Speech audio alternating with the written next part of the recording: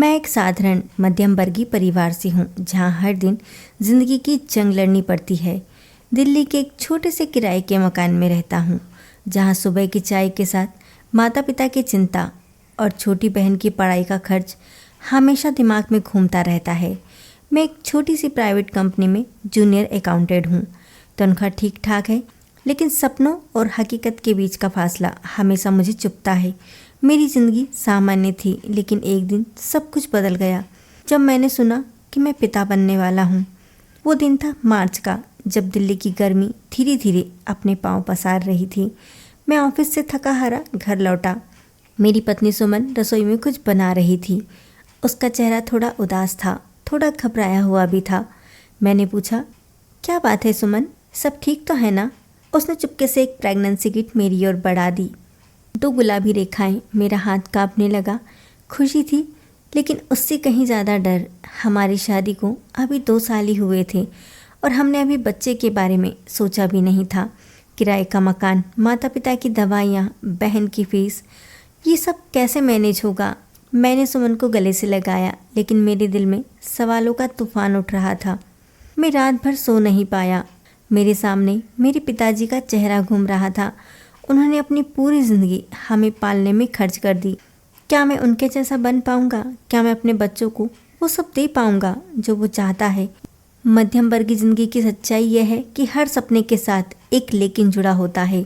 मैं चाहता था कि मेरा बच्चा अच्छी स्कूल में पढ़े, लेकिन मेरी तनख्वाह उस स्कूल की फ़ीस के सामने छोटी पड़ती थी। मैं चाहता था मेरे बच्चों को वो सारी खुशियाँ मिले जो मैंने कभी नहीं देखी, लेकिन मेरे पास वक्त और पैसे दोनों की कमी थी। जैसे जैसे महीने बीतते गए, सुमन का पेट बढ़ने लगा। उसके चेहरे पर एक अलग सी चमक थी, लेकिन मैं उसकी आंखों में भी डर देखता था। हम दोनों ने कभी खुलकर इस बारे में बात नहीं की, लेकिन हम जानते थे कि हमारी ज़िंदगी अब पहले जैसी नहीं रहेगी। मैंने ओवर टाइम करना शुरू कर दिया। सुबह 7 बजे घर से निकलता और रात को 10 बजे लौटता।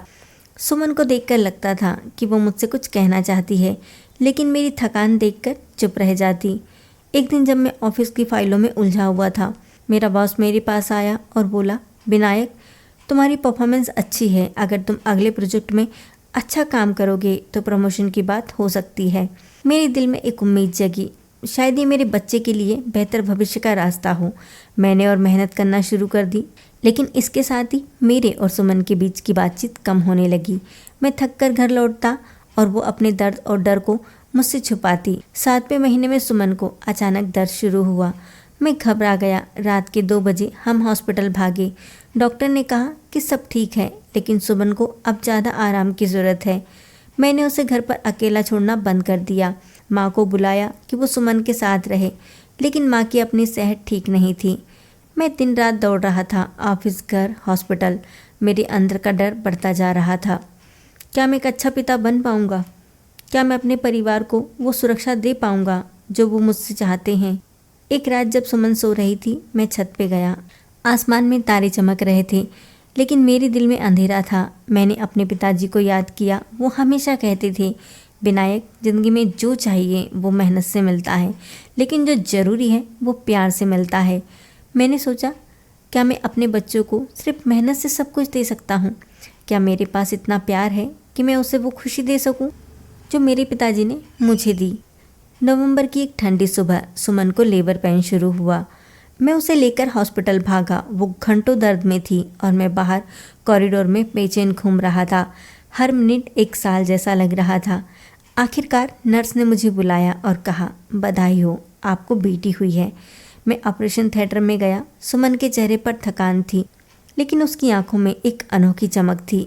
मेरी बेटी, छोटी सी लाल चेहरा, मेरी गोद में थी। मैंने उसे देखा और मेरी आंखों में आंसू आ गए। उसका नाम रखा अनन्या। उस पल में मैंने महसूस किया कि मैं अब सिर्फ विनायक नहीं हूँ, मैं एक पिता हूँ। मेरे कंधों पर एक नई जिम्मेदारी थी, लेकिन मेरे दिल में एक नया प्यार भी था। अनन्या की छोटी छोटी उंगलियाँ मेरी उंगली को पकड़ रही थी और मुझे लगा कि ये दुनिया की सबसे बड़ी ताकत है। अनन्या के जन्म के बाद ज़िंदगी और भी मुश्किल हो गई। रातों की नींद गायब थी। सुमन की तबीयत ठीक होने में वक्त लग रहा था और मैं ऑफिस और घर के बीच में भाग रहा था। लेकिन हर बार जब अनन्या मेरी गोद में हंसती, मेरी सारी थकान गायब हो जाती। मैंने सीखा कि पिता बनना सिर्फ पैसा कमाना नहीं, ये वो पल है जब तुम अपने बच्चे की छोटी सी हंसी के लिए अपनी नींद, अपनी थकान और अपनी सारी दुनिया कुर्बान कर देना चाहते हो। एक दिन जब मैंने अनन्या को गोद में लिया था, सुमन ने मुझसे कहा था, विनायक तुम बहुत अच्छे पिता बनोगे। मैंने हंसकर कहा, मैं कोशिश कर रहा हूँ, लेकिन सच कहूँ मैं हर दिन डरता हूँ कि कहीं मैं अनन्या को वो ज़िंदगी ना दे पाऊँ जो वो डिज़र्व करती है। डरता हूँ कहीं मेरी मेहनत कम ना पड़ जाए। लेकिन फिर मैं उसकी आंखों में देखता हूँ और मुझे लगता है कि मैं ये जंग जीत सकता हूँ। मध्यम वर्ग की ज़िंदगी आसान नहीं होती, हर दिन एक नई चुनौती लाती है। कभी बिजली का बिल, कभी किराने का खर्च, कभी स्कूल की फीस, लेकिन इन सब के बीच एक पिता का दिल सिर्फ अपने बच्चों की खुशी के लिए धड़कता है। मैंने सीखा है कि पिता बनना सिर्फ जिम्मेदारी निभाना नहीं है, ये वो एहसास है जब तुम अपने बच्चों की छोटी सी मुस्कान के लिए कुछ भी कर गुजरने को तैयार हो। अनन्या अब 2 साल की हो चुकी है। वो मेरे पीछे पीछे दौड़ती है, पापा पापा चिल्लाती है। मैं थक कर घर लौटता हूँ, लेकिन उसकी आवाज़ सुनकर मेरी सारी थकान गायब हो जाती है।